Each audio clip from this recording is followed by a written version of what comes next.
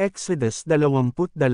Kung ang isang lalaki ay magnakaw ng isang baka, o ng isang tupa at patayin, o ipagbili, ay kanyang pagbabayaran ng 5 baka ang isang baka, at ng 4 na tupa ang isang tupa. Kung ang isang magnanakaw ay masumpungan, na naninira, at masaktan na anupat na matay ay hindi aariing mamamatay tao ang pumatay. Kung sikatan siya ng araw, ay aariin siyang mamamatay tao, siya'y dapat magsauli ng kabayaran, kung siya'y wala ay ipagbibili siya dahil sa kanyang ninakaw. Kung ang ninakaw ay masumpungang buhay sa kanyang kamay, maging baka, o asno, o tupa, ay magbabayad siya ng ibayo. Kung ang sinoman ay magpastol sa isang bukid, o sa isang ubasan, at pawalan ang kanyang hayop at patulan sa bukid ng iba, sa pinakamainam sa kanyang sariling parang, at sa pinakamainam sa kanyang sariling ubasan, ay sasaulian niya.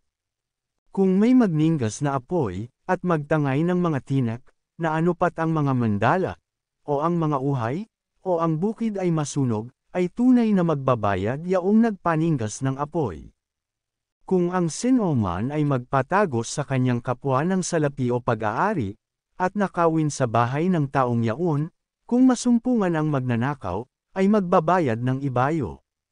Kung hindi masumpungan ang magnanakaw, ay lalapit ang may-ari ng bahay sa Diyos, upang maalaman kung hindi niya pinakialaman ang pag-aari ng kanyang kapwa. Sapagkat lahat ng bagay na pagsalangsang, maging sa baka, sa asno, sa tupa, sa damit, o sa anumang bagay na nawala, na may magsabi, ito nga ay akin, ay dadalhin sa harap ng Diyos ang usap ng dalawa, yaong parurusahan ng Diyos ay magbabayad ng ibayo sa kanyang kapwa. Kung ang sinoman ay maghabilan sa kanyang kapwa ng isang asno, o ng isang baka, o ng isang tupa, o ng anumang hayop, at mamatay, o masasaktan, o maaga, na walang nakakakitang sinoman, ay pamamadyetanan silang dalawa ng pagsumpa sa Panginoon kung hindi niya pinakialaman ang pag-aari ng kanyang kapwa, at tatanggapin ng may-ari, at siya'y hindi magsasauli. Datapwat kung kanyang ninakaw sa kanya ay sasaulian niya ang may-ari niyaon. Kung nalapa ay dadalhing pinakapatuto, at hindi sasaulian ang nalapa. At kung ang sinoman ay humiram ng anuman sa kanyang kapwa, at masaktan, o mamatay, na hindi kaharap ang may-ari, ay walang pagsala na siya'y magsasauli. Kung ang may-ari niyaon ay kaharap, ay hindi niya sasaulian, kung isang bagay na pinauupahan ay ihuhulog sa kanyang kopahan. At kung dee ng isang lalaki ang isang dalaga, na hindi pa niya nagiging asawa at kanyang sipinan, ay tunay na kanyang ipagbabayad ng bigay kaya upang maging asawa niya. Kung itangjing mainam ng kanyang ama na ibigay sa kanya, ay magbabayad siya ng salapi, ayon sa bigay kaya sa mga dalaga.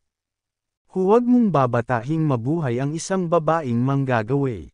Sinumang makiapid sa isang hayop ay papatayang walang pagsala. Yaong maghain sa anumang Diyos, maliban sa Panginoon lamang, ay lubos na papatayin. At ang taga-ibang lupa ay huwag mong aapihin, o pipighatiin man, sapagkat kayo'y naging taga-ibang lupa sa lupain ng Ehipto. Huwag mong papagdadalamhatiin ang sinumang babaeng bao, o ulila. Kung iyong dalamhatiin sila sa anumang paraan, at sila'y dumaing sa akin, ay walang pagsala, na aking didinggin ang kanilang daing. At ang aking pag-iinit ay mag-aalab, at aking papatayin kayo ng tibak, at ang inyong mga asawa ay magiging mga bao, at ang inyong mga anak ay mga ulila. Kung magpautang ka ng salapi sa kanino man sa aking bayan na kasama mo na dukha, huwag kang magpapakamanunubo sa kanya ni hihingan mo man siya ng tubo. Kung iyong tanggapin sa anuman ang damit ng iyong kapwa na pinakasangla, ay iyong isasauli sa kanya bago lumubog ang araw. Sapagkat iyan ang kanya lamang pangbihis, siyang kanyang pangdamit sa kanyang balat, anong ang kanyang ipangtutulog. At mangyayari, na pagka siya'y dumaing sa akin, ay aking didinggin, sapagkat ako'y mapagbiyaya. Huwag mong lalapastanganan ang Diyos, ni susumpin man ang pinuno sa iyong bayan. Huwag kang magmamakupad ng paghahandog ng iyong mga ani, at ng tulo ng iyong mga pigaan. Ang panganay sa iyong mga anak na lalaki ay ibibigay mo sa akin. Gayon din ang gagawin mo sa iyong mga baka, at sa iyong mga tupa, 7 araw na mapapa sa kanyang ina, sa ika-8 araw ay ibibigay mo sa akin.